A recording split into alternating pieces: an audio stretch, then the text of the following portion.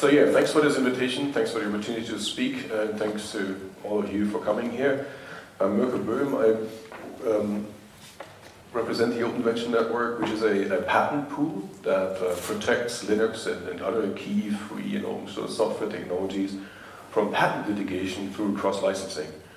And many innovative companies are part of our network. Basically, when you're in the network, you're cross-licensing your patent portfolio to all the others in the network, and that very effectively suppresses all sorts of patent litigation. So if you're ever wondering why we have almost absolutely no patent litigation when it comes to the kernel and the C library, etc., I think we're one part of that.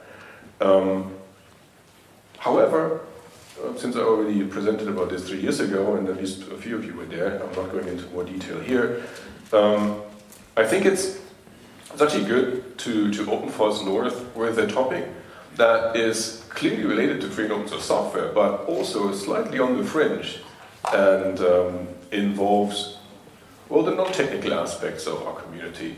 Because, may I ask into the room who of you has ever had to deal with patents in open source? 2, 3, nice. Standardization, standards development? 1, 2, 3, 4, a little more.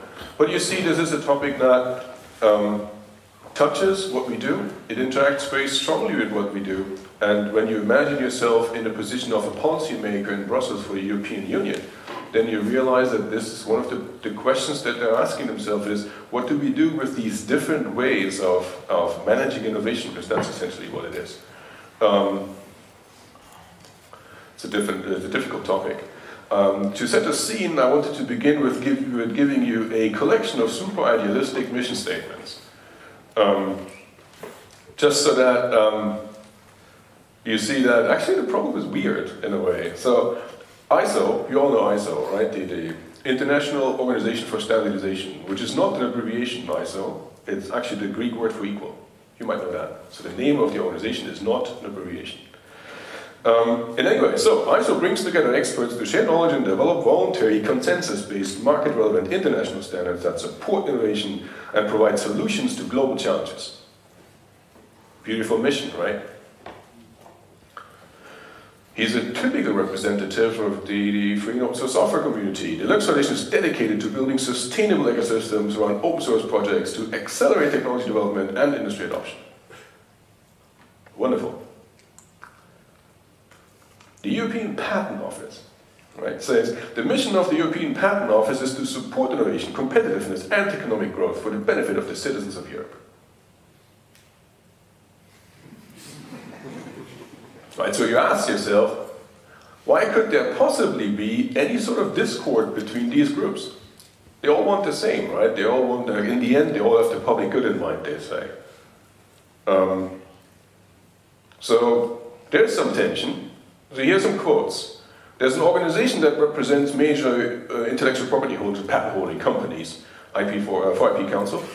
And one quote from a recent publication is, one solution to the concerns raised about the incompatibility between standard setting organizations and fair, reasonable, and non-discriminatory patent licensing conditions is for friend-based SDOs, standard development organizations, to amend relevant open source licenses to ensure that they are compatible with the SDO's intellectual property rights policies. If you come from a background in the wider open source community like I do, that sounds horribly offensive to you, right? And here's a response from Simon Phipp's Open Source Initiative. This is basically 2 weeks old. Debating the legal compatibility of open source licenses with royalty-bearing patents in standards is beside the point. One needs to either use a real open source project or risk that no one shows up apart from standardizers, Simon Phipps. So you see there's quite some tension. Both these publications are not old, they're all, I think, from this year. And there's an ongoing study on the interaction between open source software and friend licensing and standardization at the Joint Research Center for the European Commission. And I'm working on the study, so together with researchers from TU Berlin. And so basically this is what I want to talk about today, this tension. because we're experiencing a new round of what you might recall as the software patents debate from, I think it's almost 15 years ago now, right? Roughly 2005, remember there were boats going down the river in Brussels with billboards on them saying no software patents. Does anybody remember that? You should look it up. It was actually pretty spectacular. And the software patents debate has ebbed, mostly because it's not a super popular topic. It's very dry. It's patents and economic policy and stuff like that. So it's not something that gets a large group like this super enthusiastic, which is why I rub it in a little bit so that you see this as relevant. So what is the interest in this subject? I mean, if we would say, okay, there's tension, let it go. Here's a quote from the European Commission's communication on the role of standard-essential patents in Europe, where they say integration between open source projects and standards development processes is a win-win situation. On one side, the alignment of open source and standardization can speed up the standards development process and the take-up of ICT standards, especially for SMEs. And on the other side, standards can provide for interoperability of open source software implementations. So this is a policy statement, and you know how long it takes to write a policy statement, right? So if the European Commission in 2017 put this out, you can imagine that there's a lot of pressure to actually establish collaboration between standards development organizations and the wider open source community, which automatically brings in the question of patents, etc., because many of the participants in standards development hold portfolios of patents that read on the standards that are being developed. These are called standard-essential patents. So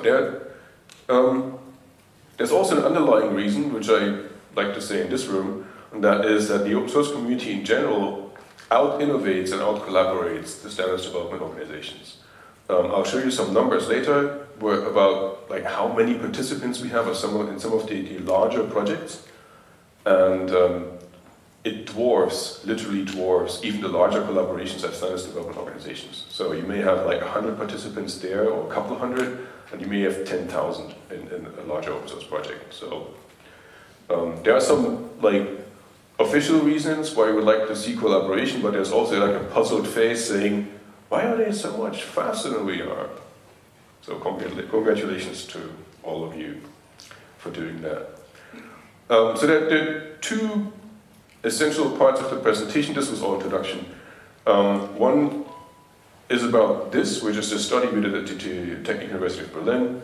And the second part is about the study that we're doing for the Joint Research Center, which are two separate things. Here, we first looked at, if we assume that there's this tension, where does it come from? Shouldn't they be partners? I mean, that's what you would expect from the idealistic commission statements. But maybe, because they're new institutions and it's essentially a competition between institutions for relevance, right? Maybe they're competitors, maybe they displace each other in some parts, and that creates the tension. So we tried to answer this question. And the first thing we ran into was a super antiquated view of standard, and this again sounds very offensive to the standards development people, because that's their definition of standard. There's even a standard on this. So there's a standard that says what a standard is. It's the ISO IEC Guide 2004. And it says the standard is a document established by consensus and approved by a recognized body, recognized is important here, that provides for common repeated use, rules, guidelines, and characteristics aimed at achieving the optimum degree of order in a given context. So very generic, but a couple of key terms in this. One is document. This is called the document-centric view of standards. It's a piece of paper or a PDF, but you can print it.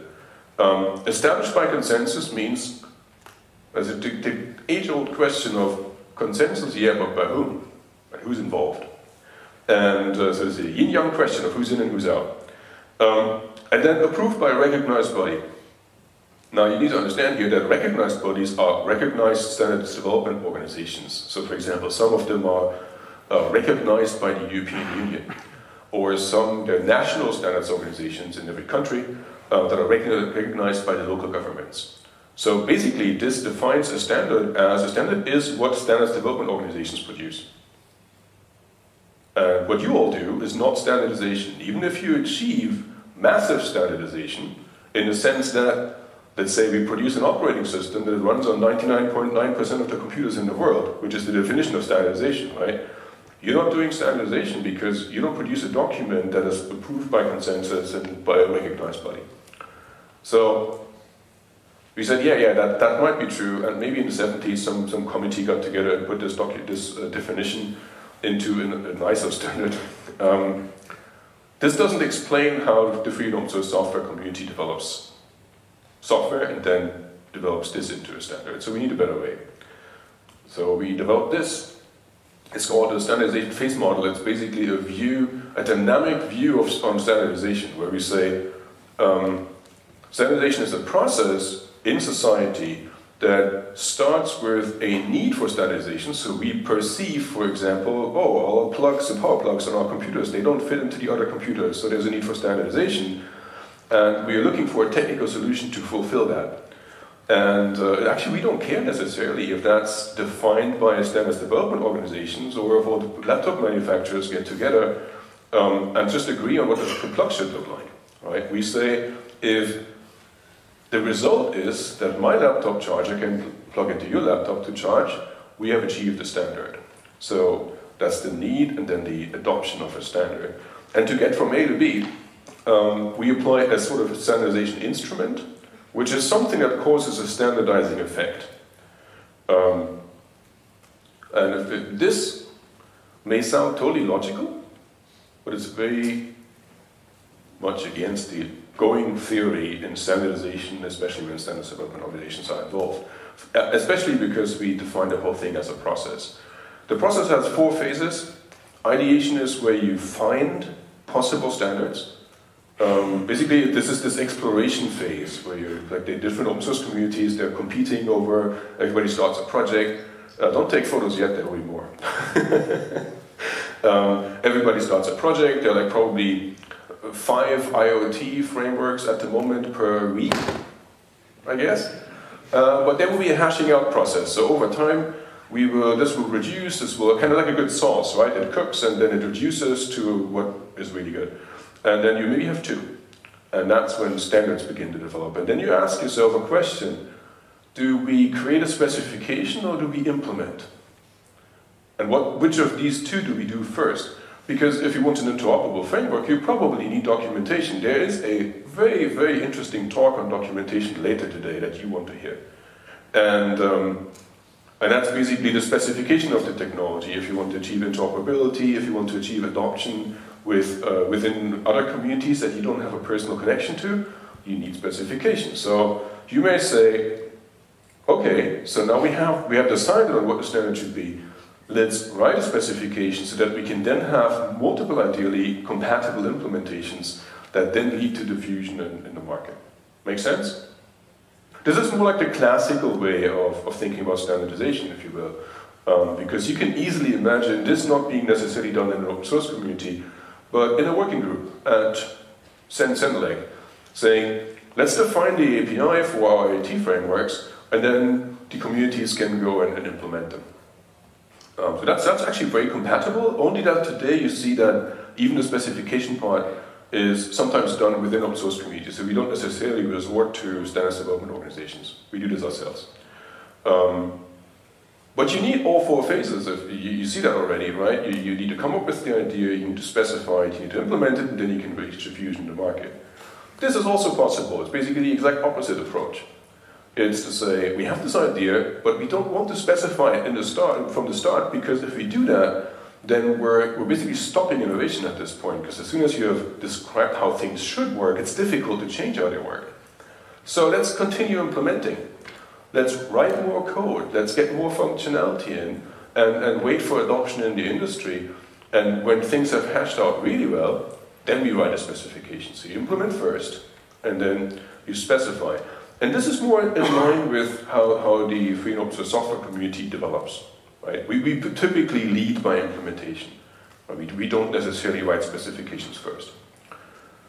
Well, naturally, this is like theory, but at least this model explains the processes of standards development organization and open source communities in the same model, which the old definition of a standard as a document written by SDO didn't really do.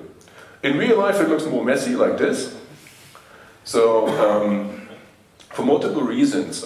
First of all, it's not a linear process, it's repetitive. So you make a first version, and then you go back and make another version, and the old specification you throw away, you do it again. In the more standards-driven world, you often have situations where vendors already create products while the standards development process is still ongoing. For good reasons sometimes, because you want to be able to introduce products in the market at the time a standard is published. You see this with USB, you saw that with some video connectors. I think HDMI was one of them, where there's like this intermediate phase of incompatible implementations that they would then fix. And some others. So it's actually like, this is probably the most common, the parallel approach to standardization is most common in real life, but the other two are illustrative for understanding how this environment really works.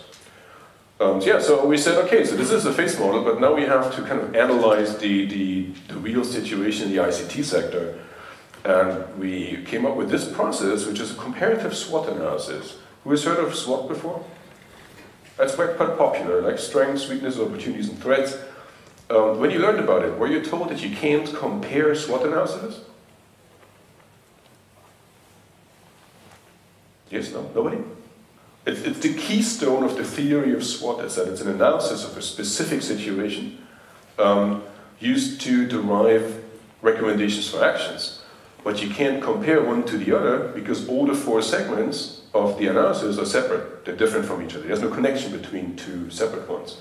But here's what we did. We said open source communities and standards development organizations in the ICT sector operate against the same opportunities and threats. They operate in the same market. So if you do that, you anchor these two separate analyses together, which I tried to very nicely visualize this way. And this leads to super interesting results. Actually surprising, I think. You will see. So the first thing that we did based on that is we did two separate analyses, put them together and said, what is if you condense the opportunities and threats in the ICT sector? What comes out of that? This is super relevant to you because this is the sector, the space that you work in, that your business operates in. So let's see.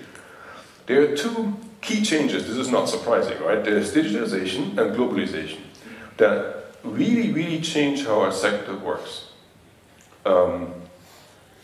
And we boiled it down to four essential changes that really change our environment. One is that we created very much improved methods of collaboration. We all know that because we come from an open source background, but if you want to see how drastic this change is, think back just a few years, maybe 10, maybe 12, when you were still order books with specifications. Did any of you still do that? The ones that, like me, have gray hair may remember that. There was a time before PDFs were available for everything. Right? That's not too long ago. We can coordinate development work with online tools globally. And what today feels just like a really fun way to develop software was revolutionary maybe 10 years ago.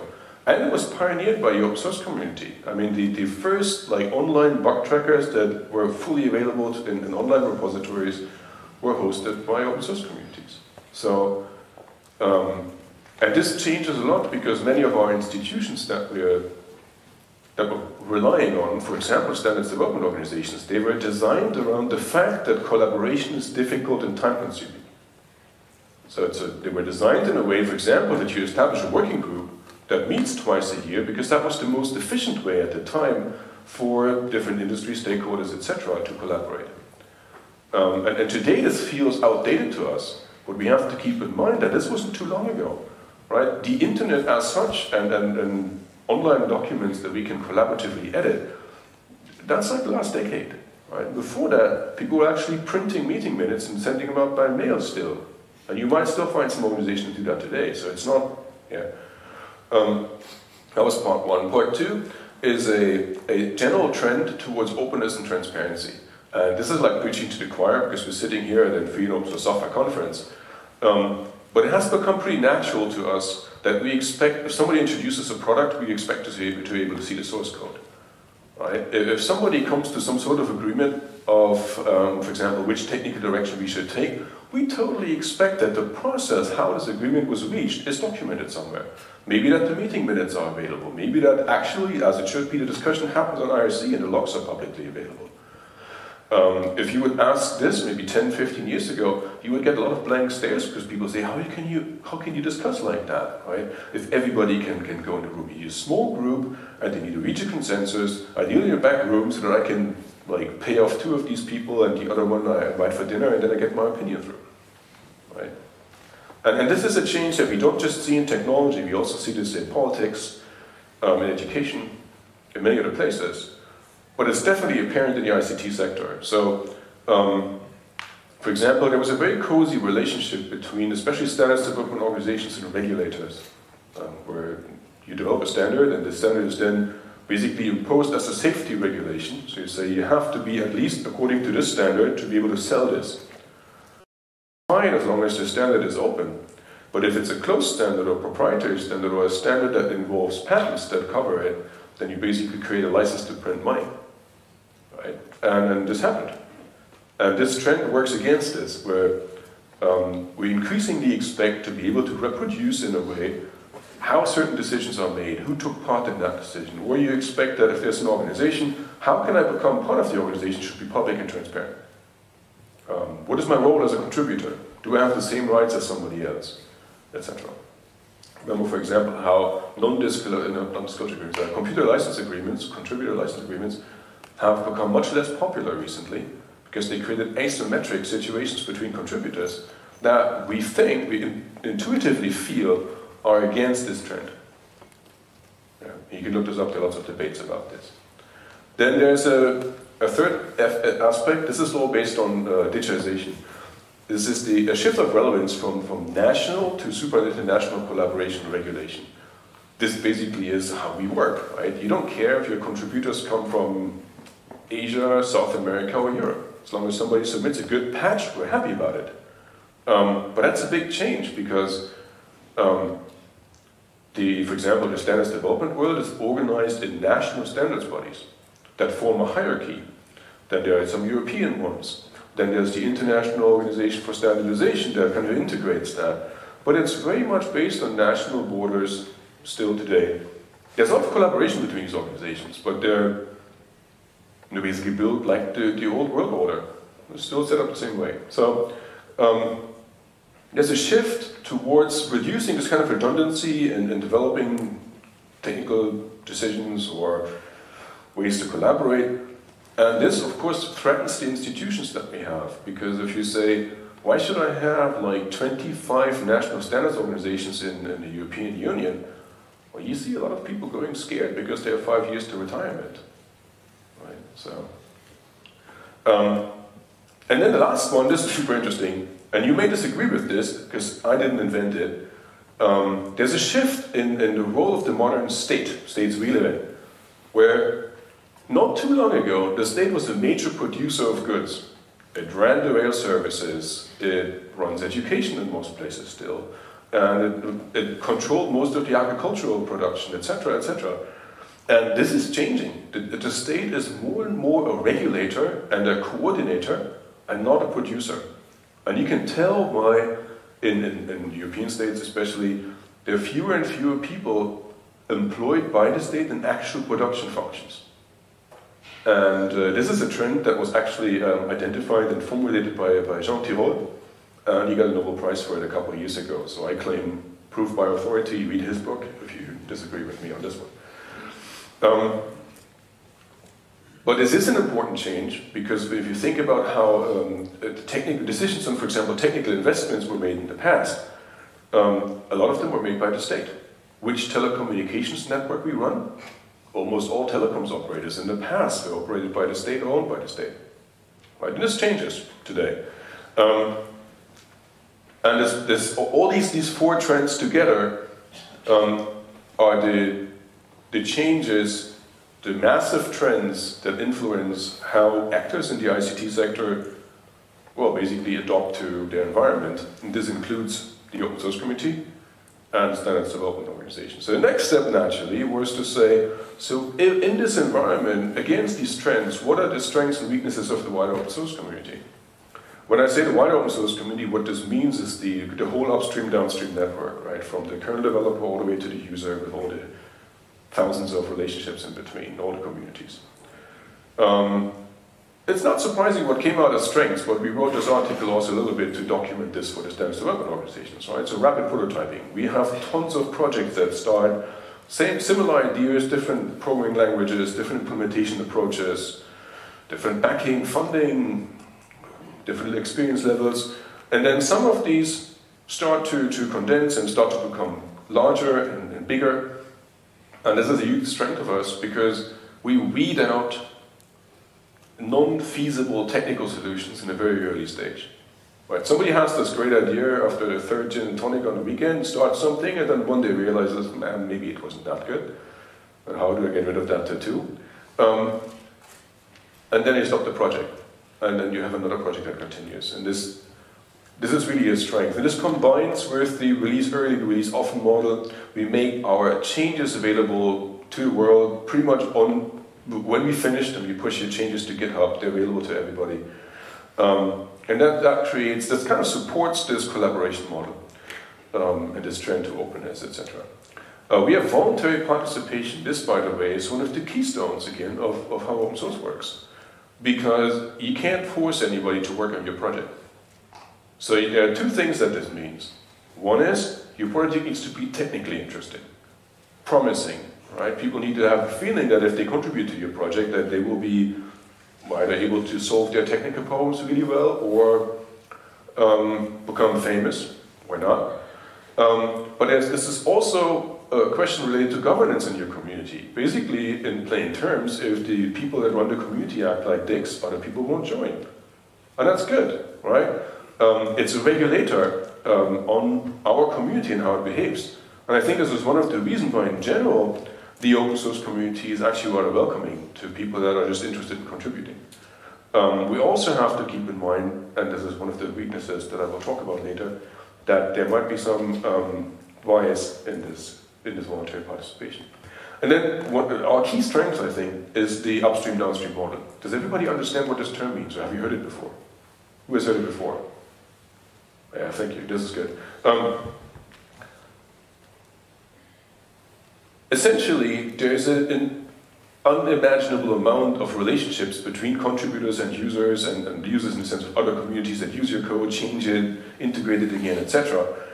And if any of that would require any sort of negotiation, where you say, I need to call that guy from the other community to see if they can use our code, everything would break down immediately, right? Because we have an end-to-end relationship and in faculty relationships in total, and you just don't have that many phone lines to sort this out, right?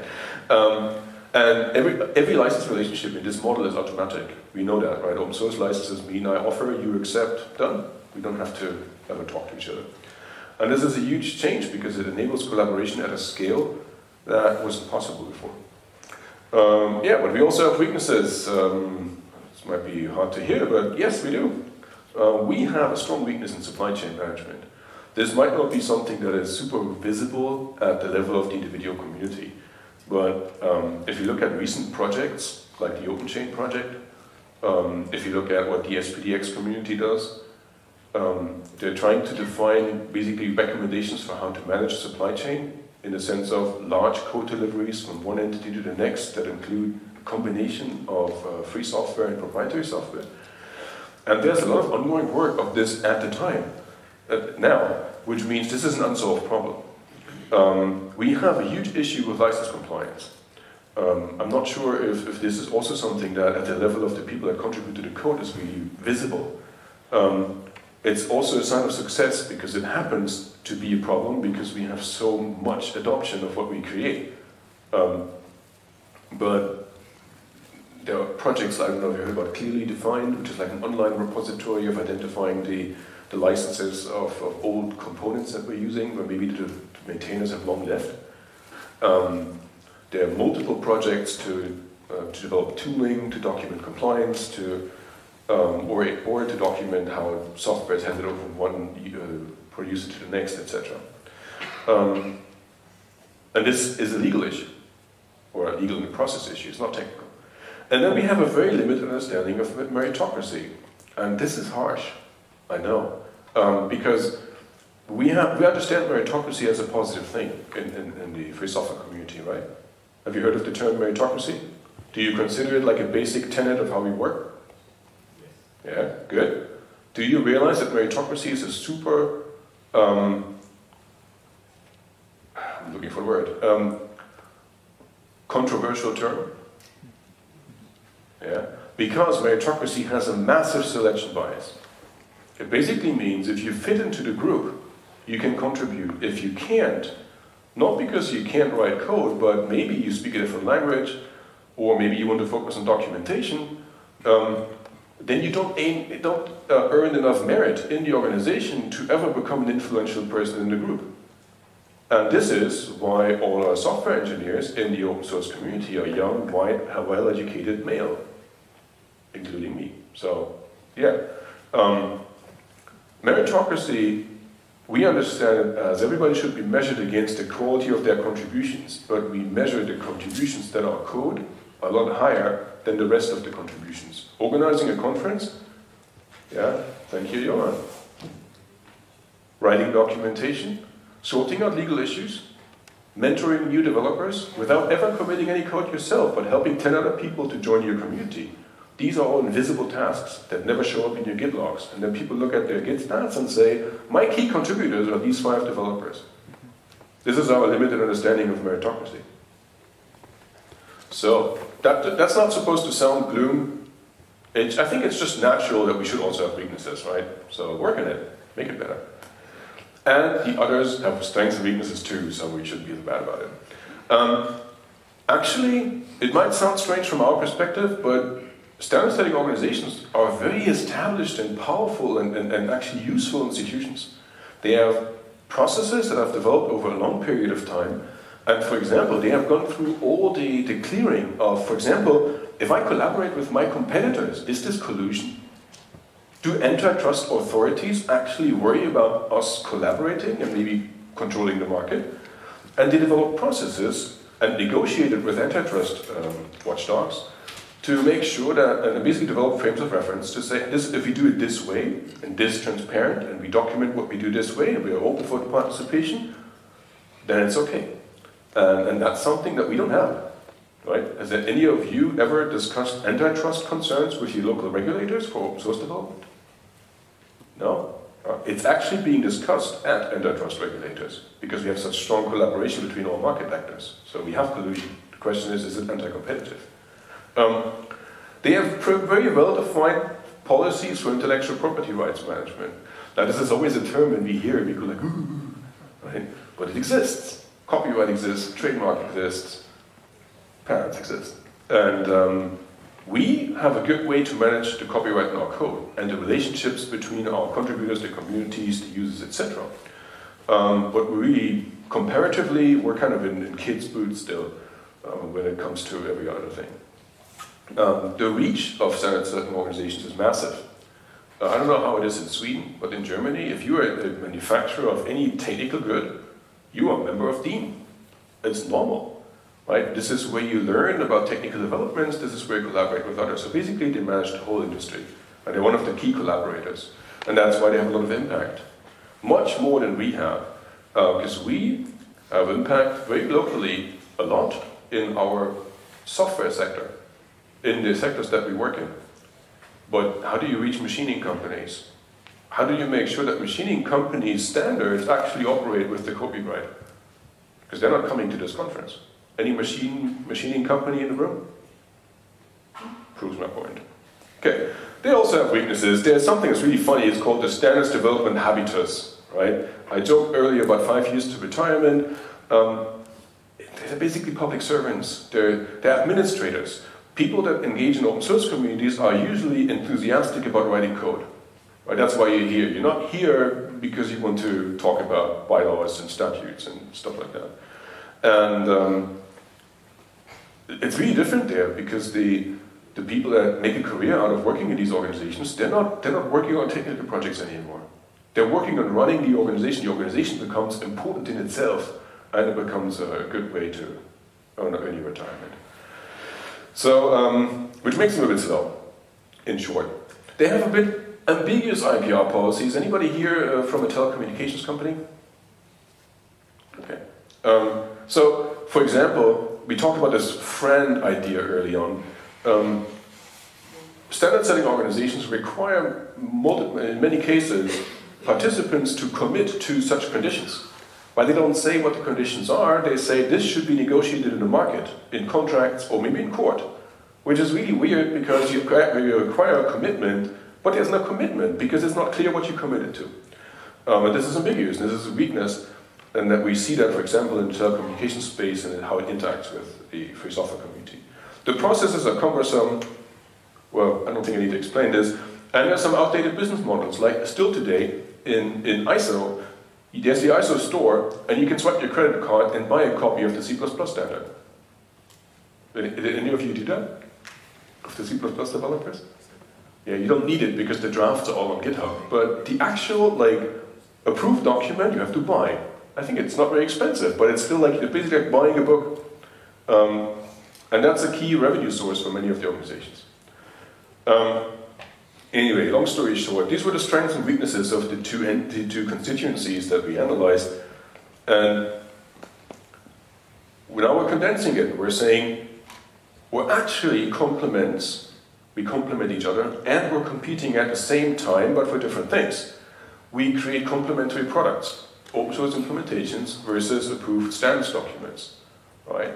And if you need specification and implementation, you need both.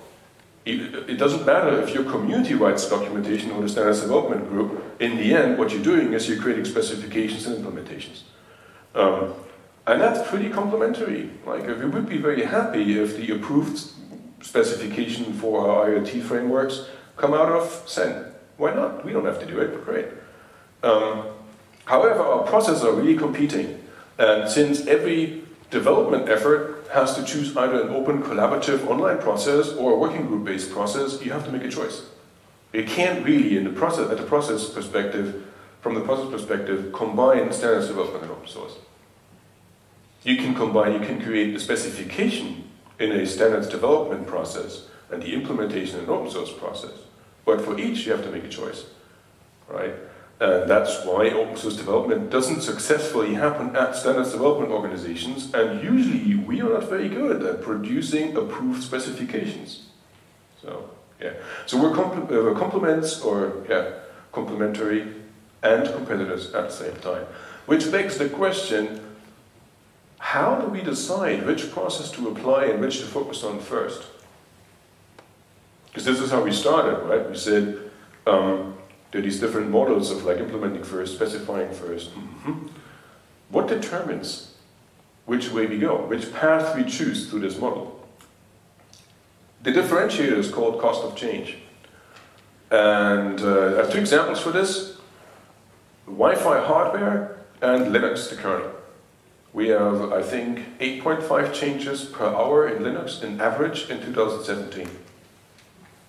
Integrated changes per hour in average, including Christmas, New Year's, and Easter holidays. So pretty good, right? And then you have like the interface to your Wi-Fi hardware. So cost of change, if you find a bug in Linux, is super low, right? You submit a patch, it gets integrated, and then the machine starts rolling, and everybody in the world eventually will use the fixed code. If you find a bug in the Wi-Fi implementation in your hardware, that's difficult to replace. And this is this differentiator which spans a continuum, and somewhere in the middle, in the imagined middle, is a point where you say cost of change is pretty much the same for hardware like this and that way. And this is where you choose a parallel implementation model. If cost of change is very high, you specify first, because you spend a lot of time on specification to make sure that you don't have to change it later. And if cost of change is very low, you just focus on implementation because you say, if I find a bug, I'll fix it. And I don't need a specification for that. It can get to a point where you actually don't specify anymore, like in the case of Linux, because you say, how, right? Our specification will be outdated 8.5 times per hour. So let's not do it. People can read the code. And there's this aspect of like pace of innovation, which usually is inversely related to cost of change. If this sounds interesting to you, we're actually, there's a German publication of this whole paper already, and it's coming out hopefully in IEEE software later this year. So I said earlier, this is a SWOT analysis, so strengths and weaknesses, and compared for two constituencies, which makes it super interesting to talk about what if you look at the weaknesses of both sides. Because normally you would say, what is the comparable weaknesses, comparative weaknesses of one against the strengths of the other, what should this group focus on, what should this group focus on, but what we try to crystallize here is, what are things that both of these constituencies can't really do very well. Both of us, for them and us, have trouble with dealing with early investment, heavy research and development. So processes where you take 5, 6, 10 years before you even can produce a prototype. No open source community works on this. None of us work on something that will take for years. It will take years until you even have a working model. However, that's also not something that is handled very well in standards development organizations, which is why we have this whole debate of standard essential patents. Because the argument here is we need to give people standard essential patents so that they have the incentive to invest for 10 years before they can submit a new technology. We have globalization in the sense that we globally collaborate. However, we as the open source community don't have a lot of influence, for example, at the policy making level. So we may collaborate globally, but we can't affect economic policy. Standards development organizations can to an extent, but only nationally. So this whole trend of like global collaboration that I laid out earlier, none of us are serving it really well. And a case in point, if you think, but we are collaborating globally, we are, but it's clustered in language groups. There's very little collaboration between the Chinese-speaking open source community and the English-speaking open source community. There's very little collaboration between, I think, South American and the rest of the world. Because some of their software is written in Brazilian language. So, yeah. So we still have a lot of work to do. And we talked earlier about the intellectual property rights policies that standard-setting organizations have deployed. Some of them are really old-fashioned, and ours, from the open source perspective, they're not fully evolved yet. That's why we have this trouble with supply chains, license compliance, etc. Which means none of us has kind of reached global domination yet. We're all have weaknesses into space, and as a result, we, for example, have an endless debate about what is an open standard. We just can't get to an agreement what it is. Have you seen that?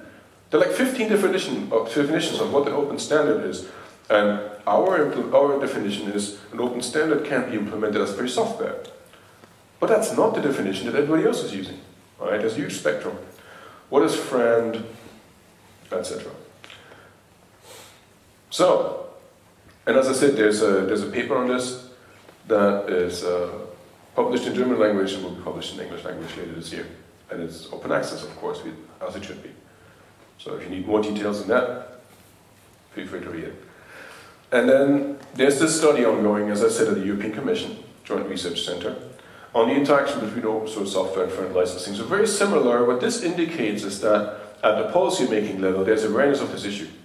And there's awareness that to make good policy, we should have a good empirical base on which we make the decisions. And this is the intention of that. So I really congratulate the Joint Research Center of saying, we'll just do this for 2 years first before we recommend anything to policymakers. And here are some intermediate results. First of all, what we did is we looked at existing interactions of standardization and implementation. For example, the ECMAScript community, one of the most successful examples of collaboration between standards development and implementation. The community, the implementer community, is involved in standards development. There's a lot of collaboration in the sense of feedback from the developer community for new language features that make it into the new version of the language. I think they're now at 6 months release cycles for language specifications. Excellent stuff. Similarly, the C++ working group, it's a bit more old-fashioned, right? It's like it's hosted at ISO, but the working models are pretty much the same, right? They publish their documents on GitHub, you can comment on them. It's a bit slower, but yeah, we see the same thing in Java. It's the Java community process, it's like controlled by Oracle still, but it's at least a collaboration between the open source implementers. All the key implementations of Java these days are under free software licenses, etc. And we looked at many others.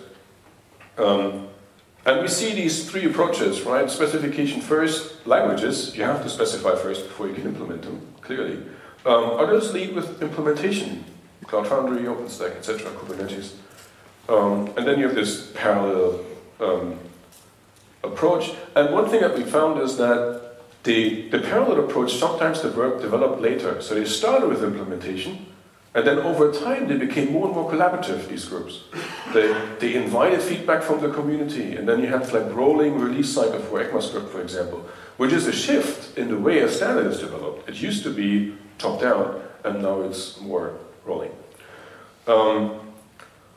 A very interesting thing that we learned is what is software versus governance? Because when JRC put out the request for this study, they asked, what's the interaction between open source software and what the standards development organizations do? And we said, you know, that's not the right question to ask. Because it's not a question of how's the software licensed, it's a question of how does the community develop the software, it's a question of governance. And so we actually went and defined a lot of, provided actual definitions for things like the wider open source community, the upstream downstream network, the things I talked about today.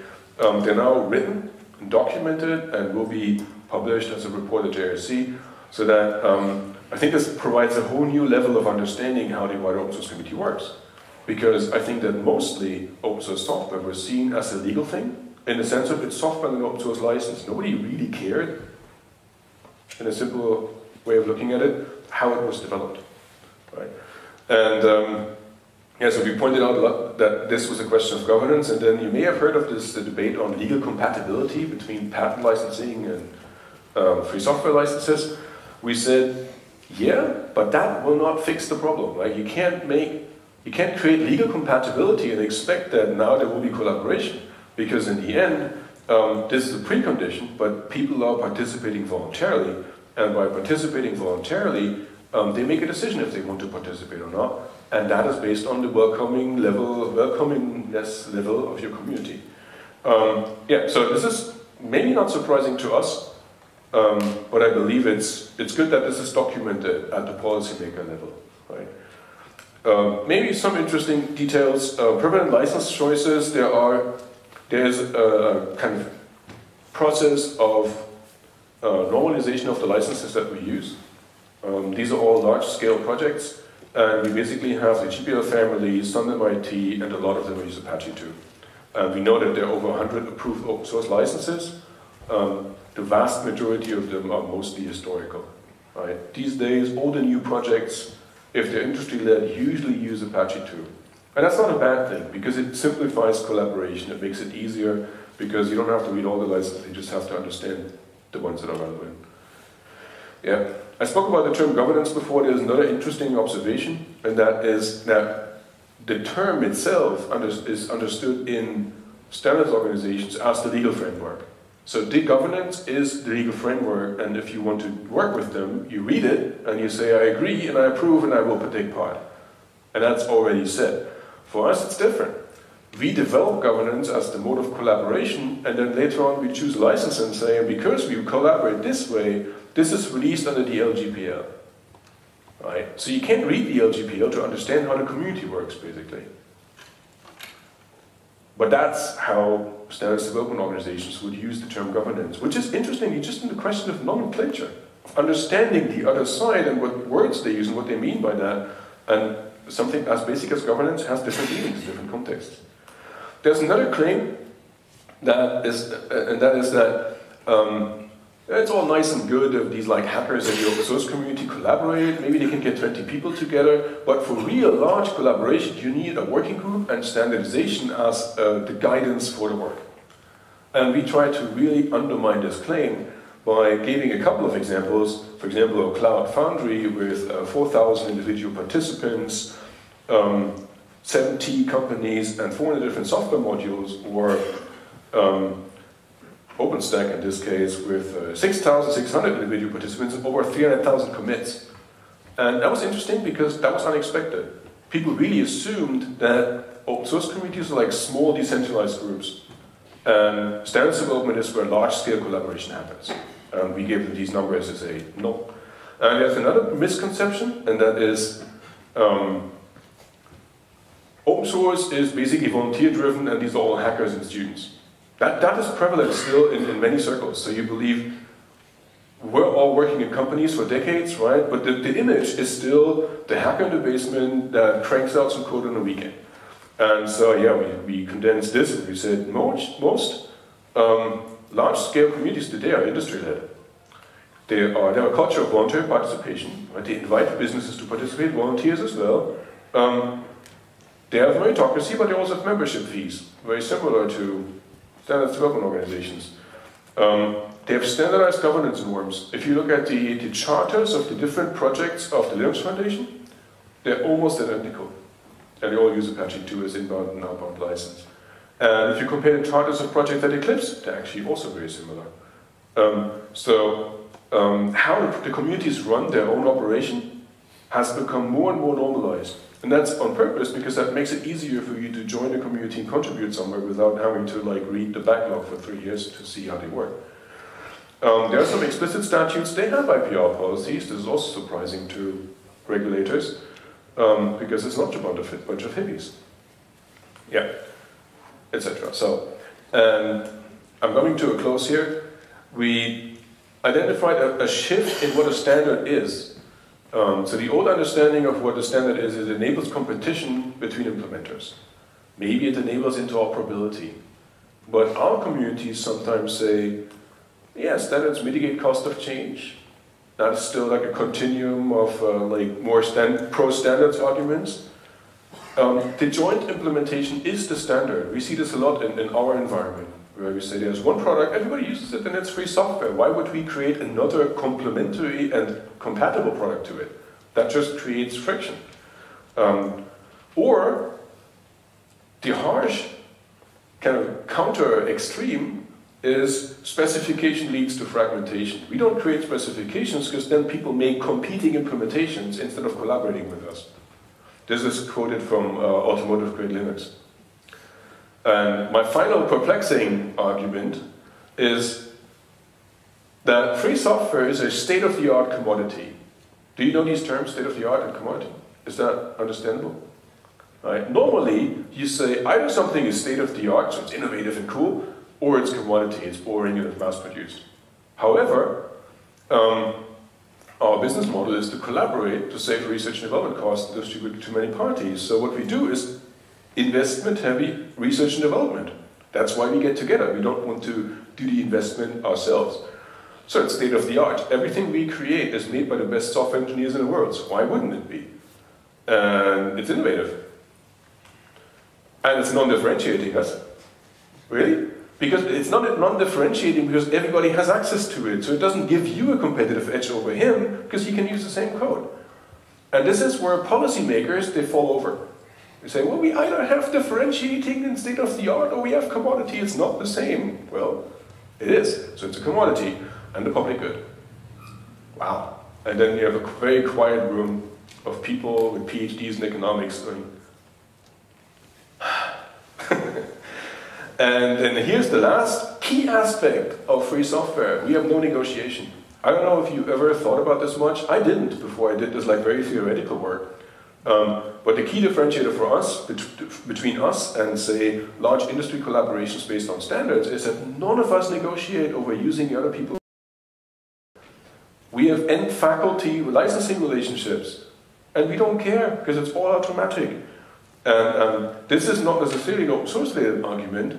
This is an argument about the transaction cost of participation, if you look at it from an economic perspective.